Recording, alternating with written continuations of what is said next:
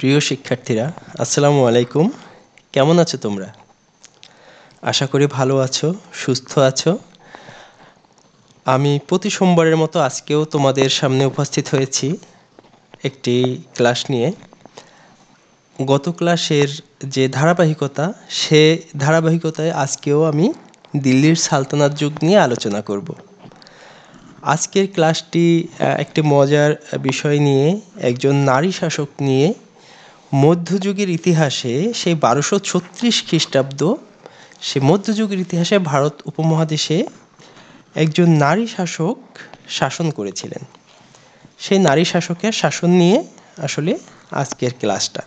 আশা করি ক্লাসটার সাথে থাকলে তোমরা উপকৃত হবে। আমরা ভারত উপমহাদেশে নারীদের বিভিন্ন কবি সাহিত্যিকদের এবং ঔপন্যাসিক যারা আছেন তাদের লেখনীতে দেখতে পাই চমৎকার চরিত্র। কিন্তু আমাদের রাজনীতিতে কিন্তু সেরকম মধ্যযুগে নারীদের কথা আমরা শুনতে পাই না।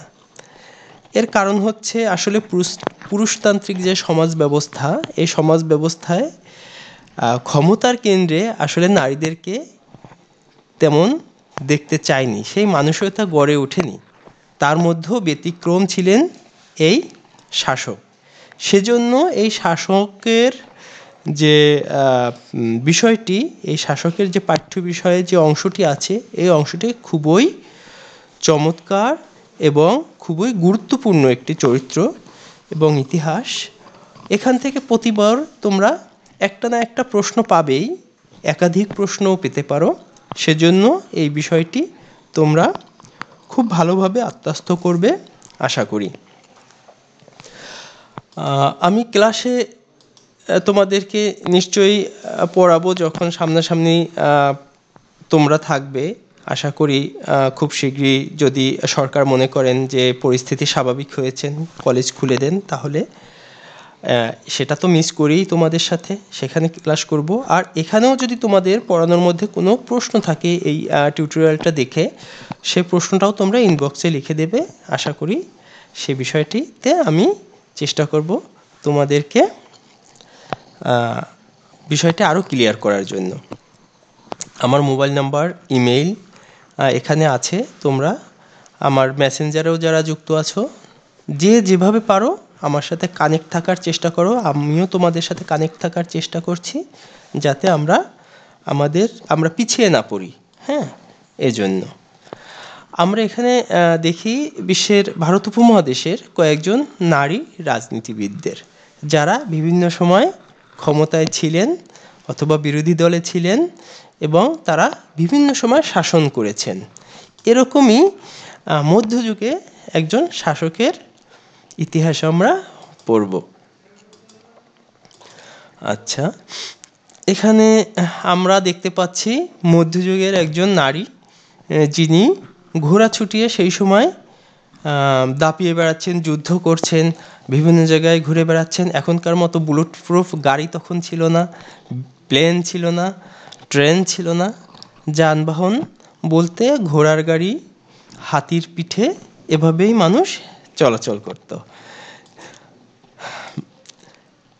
তিনি একজন সুলতানা ছিলেন, একটু আগে আমি যা বলেছি। এখানে আমরা একজন নারীকে দেখতে পাচ্ছি, তিনি হাতে তরবারি নিয়ে দাঁড়িয়ে আছেন। একজন নারী সৈনিক বলতে পারি আমরা তাহলে এনাকে একজন।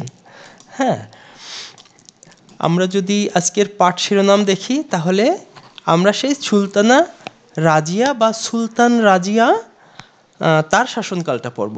আমরা চিন্তা করতে পারছি 1236 খ্রিস্টাব্দ কত আগে।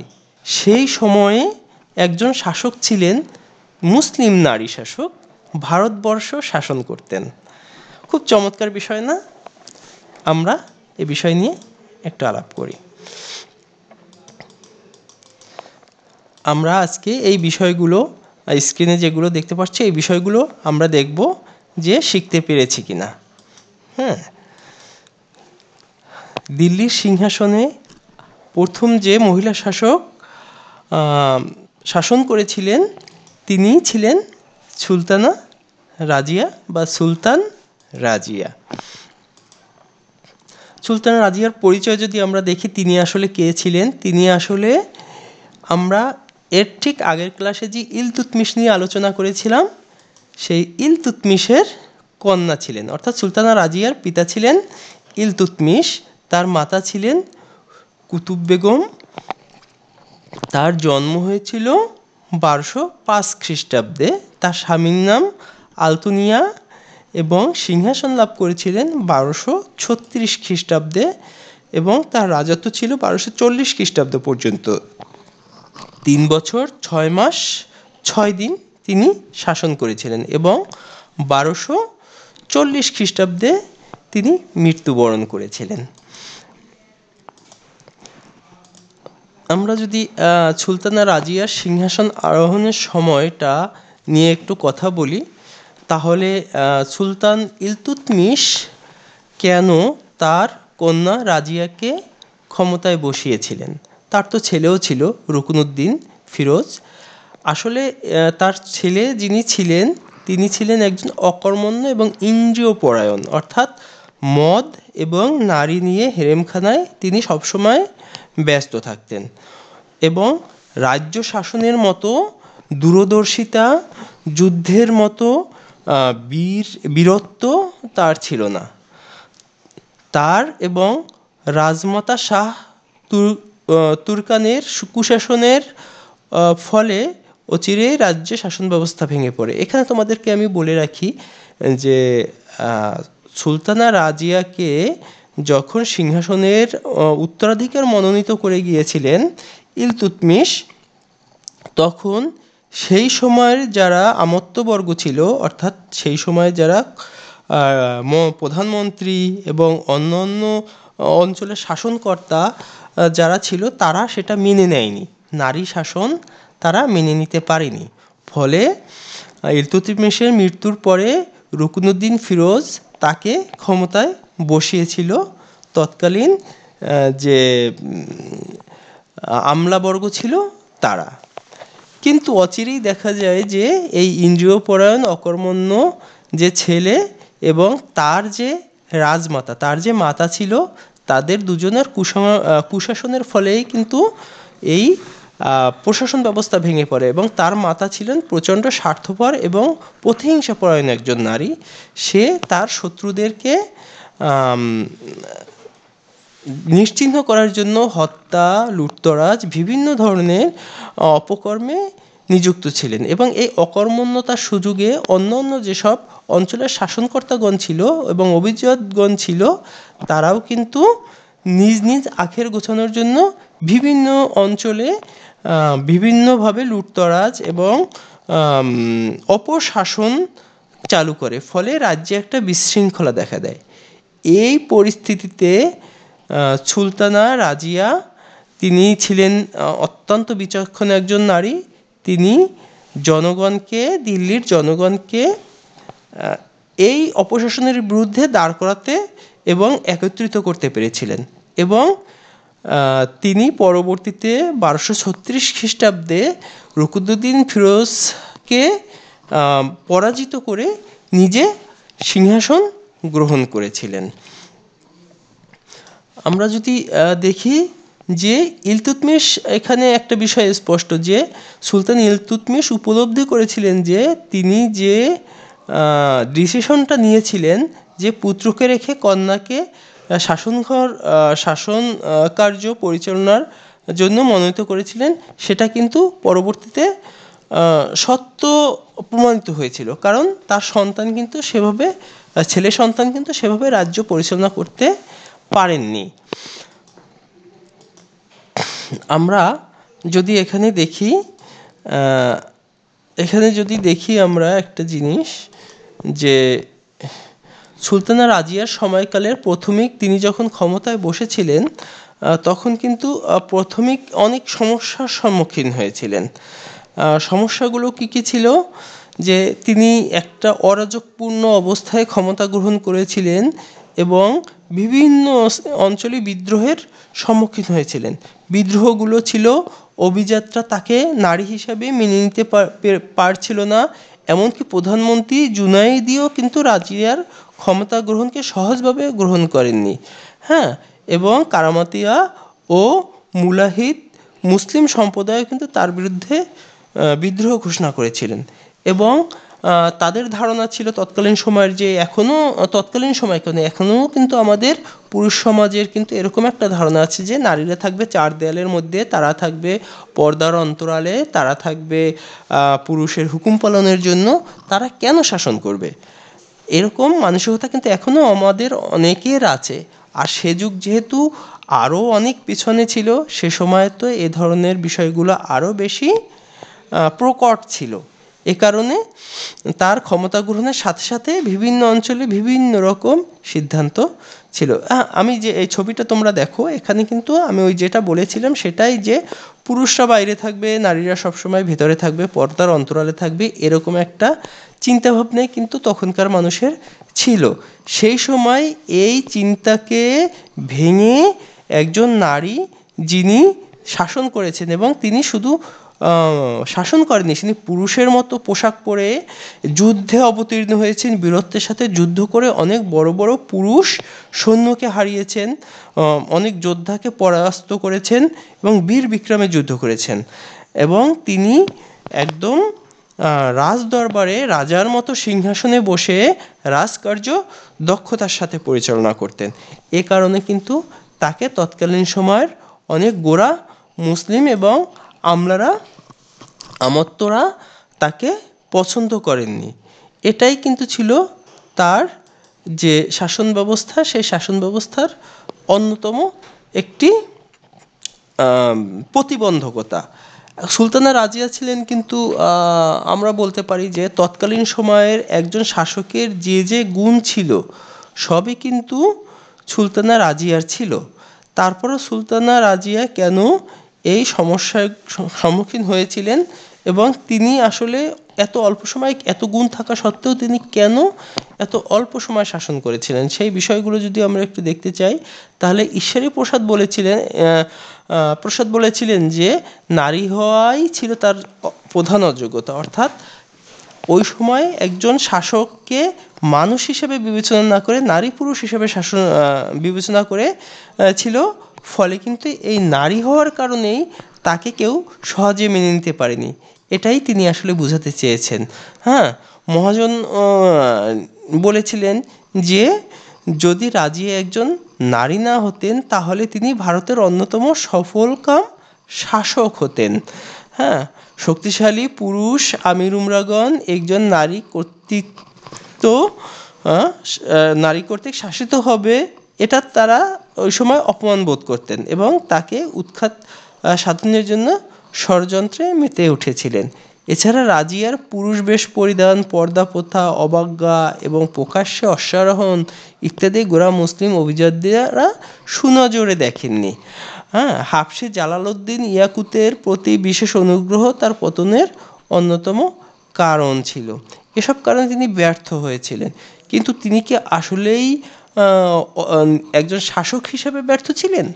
তিনি কি আসলে কিছুই করতে পারেননি? নিশ্চয়ই না। তিনি অনেক কিছুই করেছিলেন, যেগুলো তৎকালীন তার ভাই পুরুষ হয়েও সেই কাজগুলো করতে পারেননি। সে কাজগুলো কিন্তু তিনি করেছিলেন, শাসন করেছিলেন। আমরা যদি বলি যে সিংহাসনে তিনি সুলতানা রাজিয়া কি করেছিলেন, হ্যাঁ, রাজিয়ার সিংহাসনের কিছু বৈশিষ্ট্য ছিল, সেই বিষয়গুলো যদি তোমাদের সাথে আমি আলোচনা করি, তাহলে দিল্লিতে তিনি উত্তরাধিকার প্রশ্নে নাগরিকদের স্বপ্রণোদিত সিদ্ধান্ত গ্রহণ করেছিলেন। অর্থাৎ সুলতানা রাজিয়াকে শাসন ক্ষমতায় বসানোর জন্য কিন্তু ওইখানকার যারা ছিল সুলতানা রাজিয়ার আশেপাশে, অর্থাৎ ইলতুৎমিশের বাবার মন্ত্রী আমত্তবর্গ যারা ছিলেন, বিভিন্ন ক্ষমতাশালী ব্যক্তি ছিলেন, তাদের অনুগ্রহে কিন্তু তিনি ক্ষমতায় বসেননি। তিনি ক্ষমতায় বসেছিলেন দিল্লির নাগরিকদের ইচ্ছার কারণে। এটা সেই যুগে একটি বিরল ঘটনা। হ্যাঁ, রাজধানীতে তার সমর্থনে জনগণের সমর্থনে সিংহাসনে বসা মধ্যযুগের ইতিহাসে খুব বিরল ঘটনা। তাহলে তিনি কতটা জনপ্রিয় ছিলেন এবং তার চারিত্রিক মাধুর্য কতটা বেশি ছিল, এটা আমরা সহজেই বুঝতে পারি। তাছাড়া দিল্লিতে প্রথম সুলতান যিনি জনগণের সাথে একটা চুক্তি করেছিলেন, সুলতানা রাজিয়া, যে আমি যদি তোমাদের ভালো কিছু করতে না পারি, তোমাদের মনের আশা আকাঙ্ক্ষা তোমরা যা চাও শাসক হিসাবে আমার কাছে সেটা পূরণ করতে না পারি, তাহলে আমি সিংহাসন থেকে পদত্যাগ করব। এরকম একটি সাহসী একটি চুক্তি তিনি করেছিলেন। এছাড়া যোগ্য উপযুক্ত বলেই ইলতুৎমিশ রাজিয়াকে তার উত্তরাধিকারী মনোনীত করেছিলেন। হ্যাঁ, এটা আমাদের সবসময় মনে রাখতে হবে। এবং দিল্লিতে সিংহাসনের উত্তরাধিকার প্রশ্নে উলেমাদের সমর্থন যে নিষ্প্রয়োজন এবং জনগণই যে আসলে ক্ষমতার উৎস, সেটাই সত্য প্রমাণিত হয়েছিল। এখন সুলতানা রাজিয়া যখন প্রাথমিক সমস্যার সম্মুখীন হয়েছিলেন, তখন কিন্তু তার পাশে খুব বেশি কেউ ছিল না, জনগণই শুধু মাত্র ছিলেন।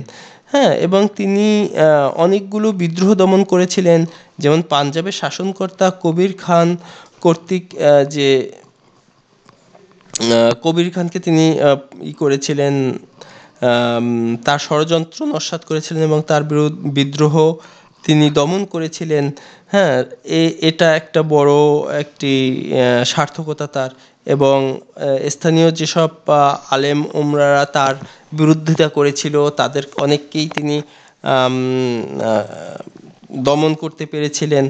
এগুলো তার শাসনের একটি বড় উদাহরণ।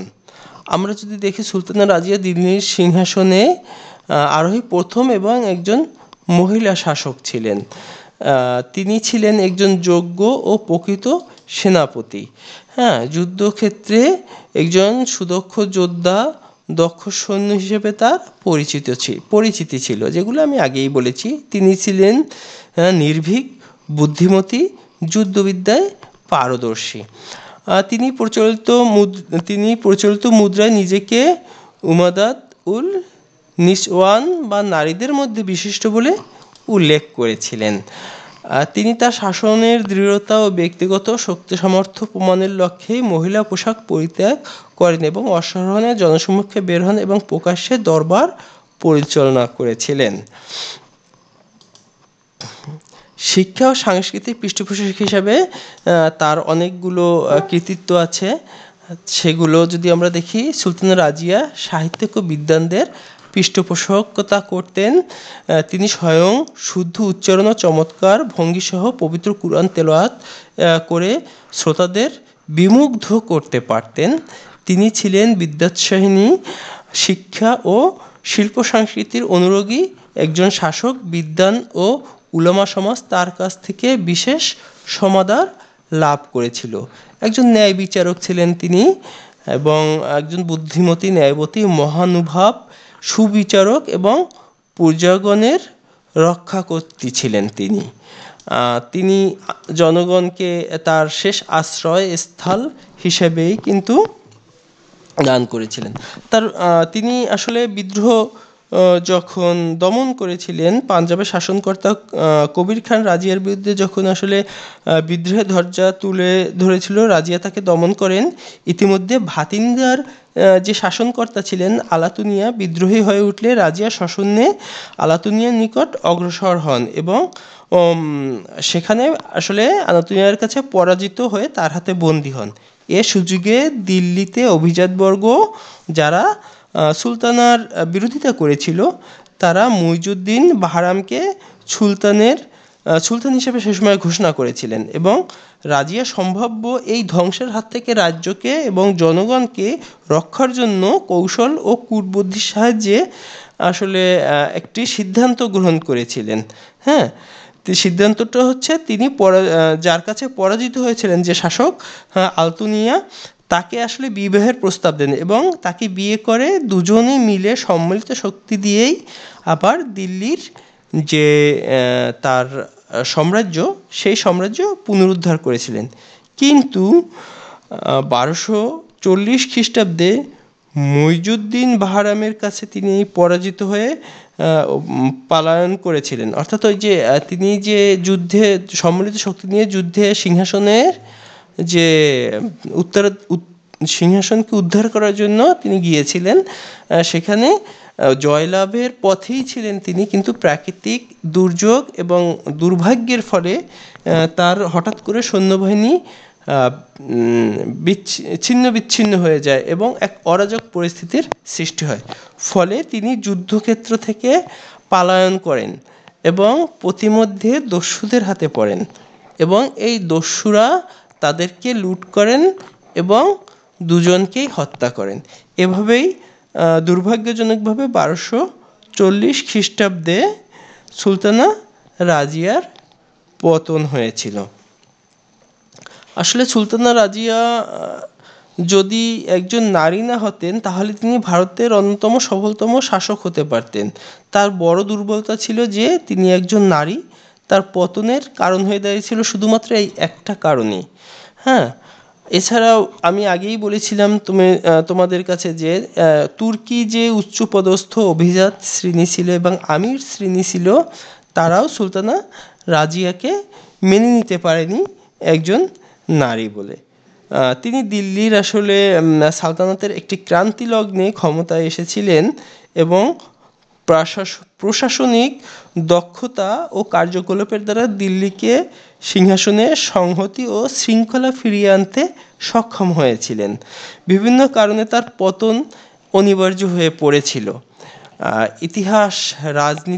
ইতিহাস সত্য বলে।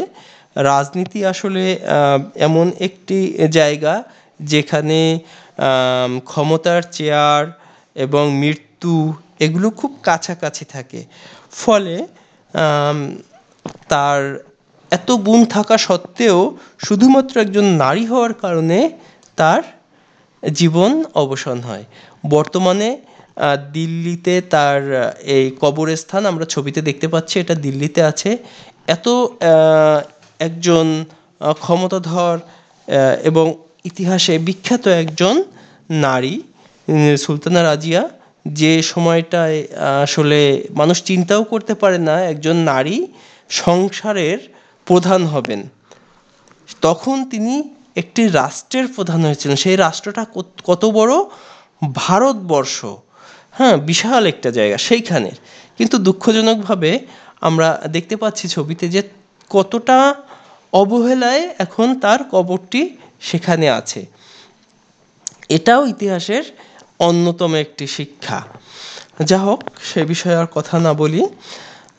আমরা সুলতানা রাজিয়ার যে স্মৃতিসৌধ, সমাধিসৌধ, সেটা দেখতে পেলাম।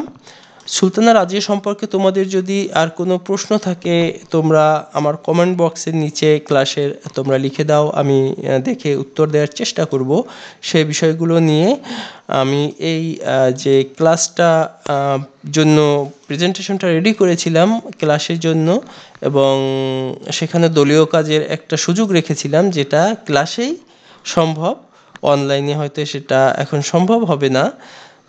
নিশ্চয়ই এই বিষয়গুলো নিয়ে তোমাদের সাথে ক্লাসে আমরা ভাগ করে আরও বেশি করে কাজ করব, জানবো।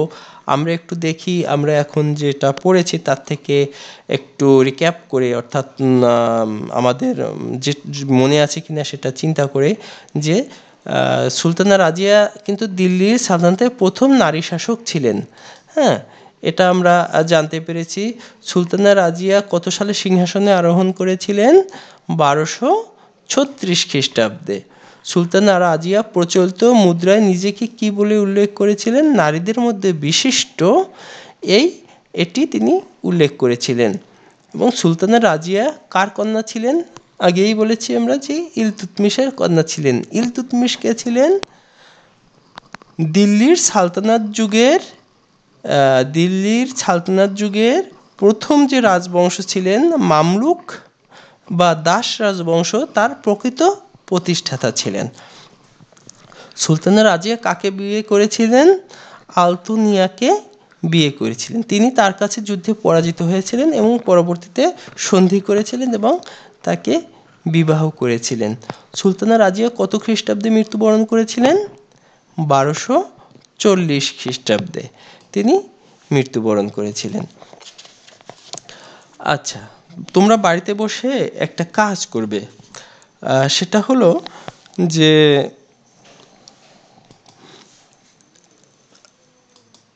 সেটা হলো যে নারী হওয়াই ছিল সুলতান রাজিয়ার পতনের মূল কারণ। এটা কি তোমরা মনে করো? যদি মনে করো তাহলে এর পক্ষে অথবা এবং বিপক্ষে মতামত দাও। অর্থাৎ নারী হওয়ার কারণেই তিনি পতনের সম্মুখীন হয়েছিলেন, এটার পক্ষেও তোমরা মত দিতে পারো, বিপক্ষেও মত দিতে পারো। টোটাল টপিকসটা তোমরা পড়ে, টপিকে কি আছে সেটা পড়ে তোমাদের মনে যেটা হবে সেটাই তোমরা লিখবে, পক্ষে অথবা বিপক্ষে। হ্যাঁ, তোমরা মতামত লিখবে এবং এই লেখাটা তোমরা যদি পারো তাহলে আমার ইমেইলে পাঠিয়ে দাও। আমি এটা দেখে তোমাদেরকে নিশ্চয়ই রিপ্লাই দেব যে তোমাদের লেখাটা কেমন হয়েছে। এই হলো মোটামুটি আজকে তোমাদের সাথে আমার আলোচনা। এরপরেও যদি তোমাদের আর কোনো বিষয় থাকে পড়ার জন্য, তাহলে এই টপিকটায় সুলতানা রাজিয়ার চ্যাপ্টারে, তাহলে তোমরা অবশ্যই বলবে। আমি তোমাদের সাথে এ নিয়ে প্রয়োজনে আরও একটা ক্লাস বেশি করব। কিন্তু আমি চাই এই বিষয়টি তোমরা খুব ভালোভাবে আত্মস্থ করো। আর হ্যাঁ, তোমরা বাইরে গেলে অবশ্যই মাস্ক পরে যাবে, স্বাস্থ্যবিধি মেনে চলবে, সুস্থ থাকবে এই কামনা করি। ভালো থাকো সবাই। আল্লাহ হাফেজ।